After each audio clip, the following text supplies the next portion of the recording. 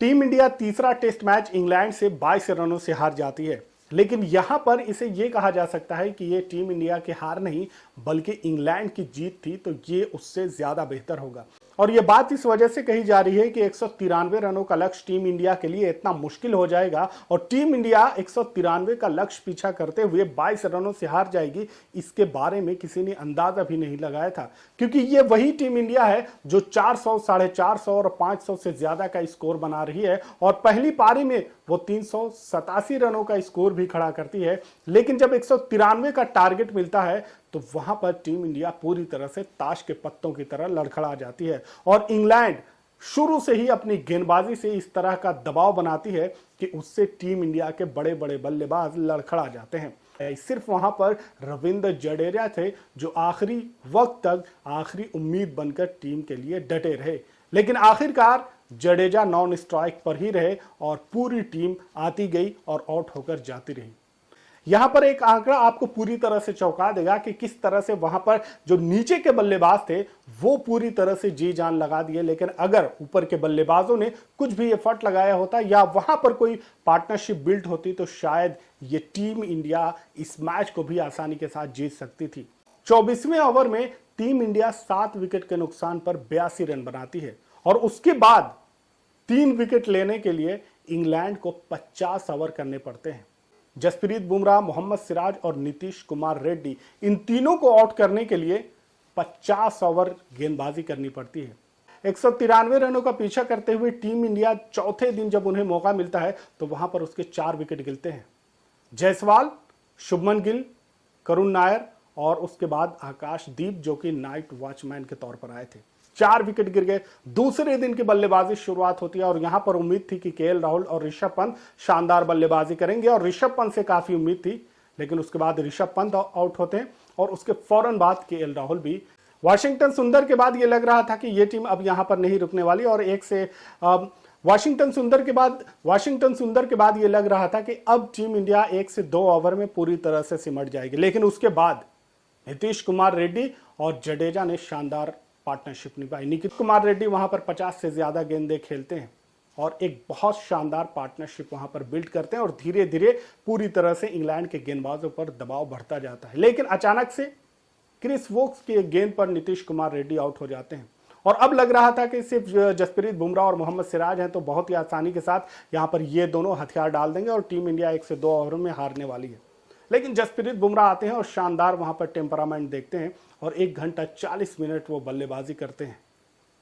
वहां पर भी पूरी तरह से इंग्लैंड को दबाव में था क्योंकि धीरे धीरे रन भी आ रहे थे और टीम इंडिया जो दोनों बल्लेबाज थे उन पर कोई असर नहीं हो रहा था। और अचानक से फिर पूरी तरह से वहां पर रणनीति की जाती है कि जसप्रीत बुमराह को कैसे आउट किया जाए, क्योंकि जसप्रीत बुमराह को किसी भी गेंदबाज का कोई असर नहीं हो रहा था, वो पूरी तरह से डिफेंसिव खेल रहे थे।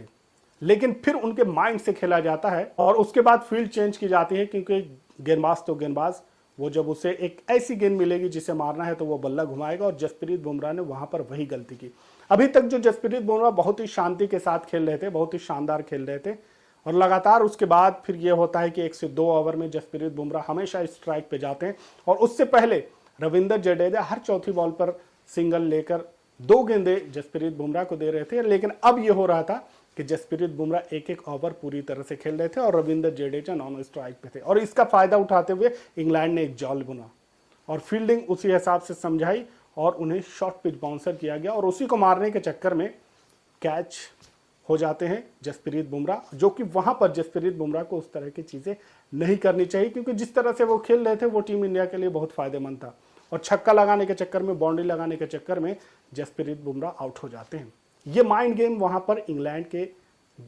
जो कैप्टन है बेन स्टोक, उन्होंने चला पूरी तरह से वो जी जान लगा दी। गेंदबाजी करते हैं तो लगातार 10 ओवर के स्पेल निकाल दे रहे हैं, वहां पर शॉर्ट पिच पे आना है, वहां पर गेंदबाजी हो, फील्डिंग हो, बैटिंग हो, इन तमाम चीजों में यहाँ पर पूरी तरह से एनर्जेटिक वहां पर बेन स्टोक दिखे और इस मैच में कैप्टन को जो फ्रंट से लीड करना होता है वो लीड करते हुए नजर आए और उसी का जो जाल बुना उसमें जसप्रीत बुमराह आउट हो गए और उसके बाद फिर अब लग रहा था कि मोहम्मद सिराज है आसानी के साथ आउट हो जाएंगे, लेकिन मोहम्मद सिराज भी बहुत ही लंबी पार्टनरशिप वहां पर निभाते हैं और किसी को उम्मीद नहीं थी। शायद मोहम्मद सिराज ने इससे ज्यादा गेंदें अपनी इससे पहले टेस्ट की इनिंग में नहीं खेली होगी, लेकिन आज खेल गए और अनलकी रही कि एक गेंद जिसको उन्होंने पूरी अच्छे तरीके से डिफेंस भी कर लिया था, लेकिन वो अचानक घूम कर स्टंप पे लगती है और किल्ली गिर जाती है और उसके बाद टीम इंडिया वहां पर मैच हार जाती है। लेकिन आपको अंदाजा होगा कि जब टीम इंडिया के ऊपर के 7 बल्लेबाज, शानदार बल्लेबाज 24 ओवर में सिमट जाते हैं और इन 3 विकेट को लेने के लिए इंग्लैंड को 50 ओवर तक कोशिश करनी पड़ती है। आप इससे अंदाजा लगा सकते हैं कि टीम इंडिया के नीचे के बल्लेबाज यानी गेंदबाजों ने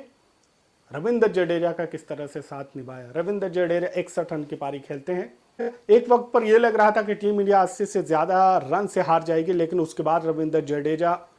नीतीश कुमार रेड्डी, जसप्रीत बुमराह, मोहम्मद सिराज ने शानदार वहां पर पार्टनरशिप बिल्ड की और उसके बाद सिर्फ 22 रनों से, यानी कि बहुत करीब पहुंचकर टीम इंडिया हार गई। टीम इंडिया यहां पर बहुत ही अच्छे तरीके से फाइट किया, बहुत ही शानदार यहां पर टीम इंडिया की फाइट रही, लेकिन आखिर में इंग्लैंड के गेंदबाज, इंग्लैंड के कप्तान, इंग्लैंड के फील्डर और अनलकी मोहम्मद सिराज के उस विकेट से टीम इंडिया को यहां पर 22 रनों से हार का सामना करना पड़ा, जिसकी वजह से 5 मैचों की सीरीज में अब इंग्लैंड 2-1 से आगे हो चुकी है। टीम इंडिया के बल्लेबाजों की अगर पार्टनरशिप की बात करें तो सबसे बड़ी पार्टनरशिप केएल राहुल और करुण नायर के बीच में हुई 36 रनों की। उसके बाद दूसरी बड़ी पार्टनरशिप जडेजा और बुमराह के बीच में 35 रनों की होती है। तीसरी बड़ी पार्टनरशिप जडेजा और नीतीश कुमार रेड्डी के बीच 30 रनों की होती है और चौथी पार्टनरशिप मोहम्मद सिराज और जडेजा के बीच में 23 रनों की होती है। टीम इंडिया तो लंच से पहले ही हार चुकी थी, जिस तरह से टीम इंडिया के 7 विकेट गिर चुके थे,